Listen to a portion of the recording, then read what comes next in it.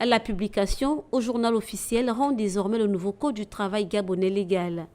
Parmi les nombreuses innovations qu'il contient figure la création de nouveaux contrats de travail permettant d'intégrer au marché de l'emploi formel de nouvelles catégories de travailleurs qui en étaient exclus jusque-là. Il s'agit entre autres du contrat saisonnier, du contrat d'intérim et du contrat de mission, celui à temps partiel et intermittent. En effet, la réforme du Code du travail introduit désormais davantage de souplesse en codifiant plusieurs formes contractuelles. Contrairement à l'ancien, le nouveau texte confère un statut au contrat saisonnier à temps partiel, intermittent, d'intérim et de mission.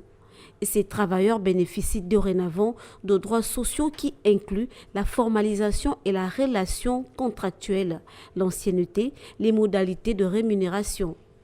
Par ailleurs, les travailleurs journaliers et hebdomadaires bénéficient désormais des filets sociaux les plus importants à travers la Caisse nationale de sécurité sociale et de l'assurance maladie via la Caisse nationale d'assurance maladie et de garantie sociale.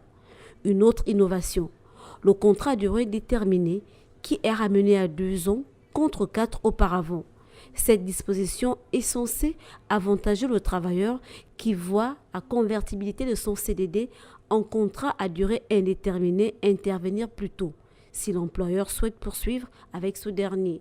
De plus, la rupture à l'amiable du contrat a été peaufinée et avantage désormais l'employeur et l'employé.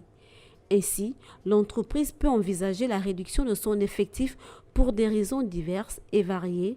Et dans cette optique, l'article 74 du Code l'engage à proposer aux travailleurs un pactage social allant au-delà des droits légaux, permettant à ces derniers d'adopter pour la reconversion professionnelle au travers d'une formation ou d'un projet professionnel. Le nouveau Code du travail gabonais est le fruit de longues concertations entre le ministère de l'Emploi, de la fonction publique, du travail et de la formation professionnelle et les représentants des syndicats du patronat et des travailleurs.